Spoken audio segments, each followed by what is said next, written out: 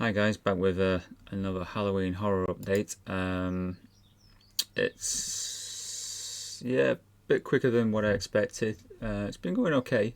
So I've just got basic collision in for Quasimodo and controls and stuff in the game. So yeah, you'll notice probably a few additions on this title screen. A couple of bats flying around and a ghost moving back and forward.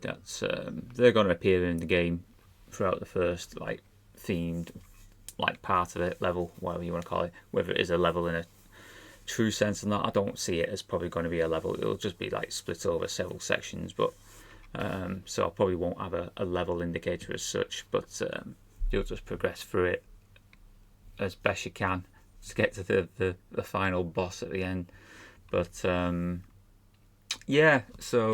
probably expect a bit more animation on this. I've got the status panel at the top of the moment, and just the score, lives, and there's counters for the number of pumpkins that you're supposed to collect. Now the status panel being at the top, I'm a bit of a dilemma with it, whether it should be at the top or it should be at the bottom. Reason being, if I tell you what, if we just try and get this started. Okay, so as you can see now, in fact I might actually hide the status panel on the title screen. That's what I was going to say as well. But as you can see, we've got Quasimodo jumping around. Skeleton's not active or anything like that yet, but because the status panel is in a different Vic bank, obviously what you get is Quasimodo disappearing when he jumps up here. So the debate is whether I open that up to let him jump up into the top empty blackness of the night, whatever it'll be. I could put a few small sprite stars up there, I suppose. Do I move the status panel down to the bottom?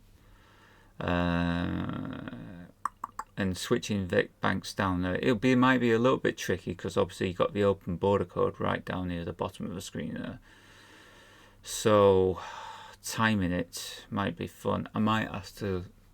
Would I have to lose another row of two of the game screen or not to get it in? I don't know. But this is the debate. But you can see the basic collisions working. Didn't take me that long to do, actually. A lot quicker than what I thought. I only an hour or so, I think it was. Obviously Quasimodo animations himself are not done yet, but there's other things going to go in. Obviously if you get to the left hand edge of the screen, it will flick to the next screen in the full game, but so that might be fun. And how far you have to move across before it switches across, I'll have to see on that, test it. The only other thing I've been thinking about are these little gravestones. So I'm going to think of maybe you can stand on these, and that might just activate a feature in the game. So I've got to tweak the collision routine with the floor, but make it a bit more precise, like I did with Tiki, and then ignore. If you just get stuck halfway in between a character, then it'll just ignore it. It'll just drop you down to the ground level, which I've done in the Tiki preview demo stuff months and months ago. So I've got the code there to hand for that, so that shouldn't be a problem. But yeah, decisions on the status panel. It sometimes makes sense to put it down at the bottom, but like I say, it's just a vertical border opening. Whether it will clash with that, what do we think? Better or worse? I mean, I like Quasimodo at the top, but standing on his lives counter. So he wouldn't necessarily be standing on his lives counter at the bottom. He'd probably be just below it or to the side of it. And obviously you've got your pumpkin graphic over there. Just a number of pumpkins you've collected, and then score dead center this time. Christmas Caper was a bit of a mix of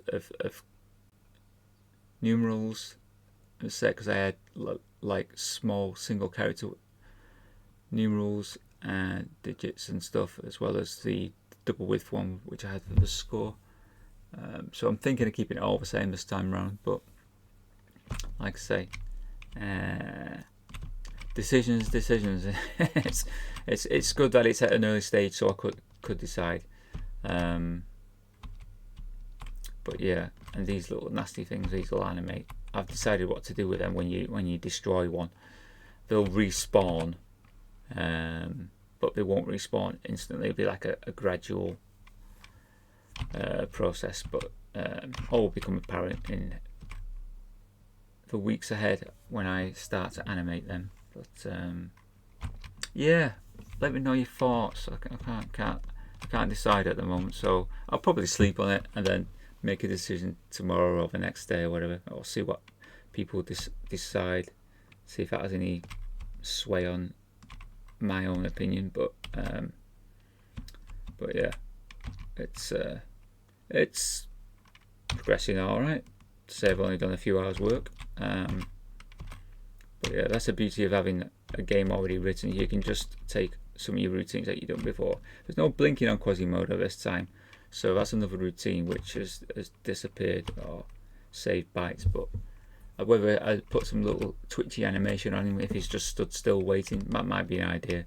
But again, over the near future, I'll come up with something probably. If I don't like him just standing, because he looks a bit static just standing. That's why I had him blinking in Christmas Caper, because it was just a little bit of extra animation, a little detail that's better.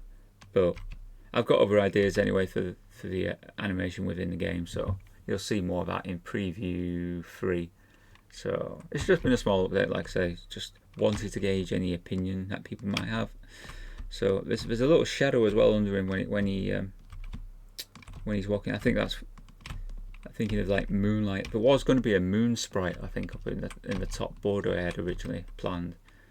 So maybe I do that. Maybe I put like a moon sprite up there, and do move that status panel to the bottom. Means a bit of rework and a bit of ILQ reworking and stuff, but yeah, okay, well, let me know your thoughts anyway, and I'll see you in the next preview. Thanks guys, take care, bye.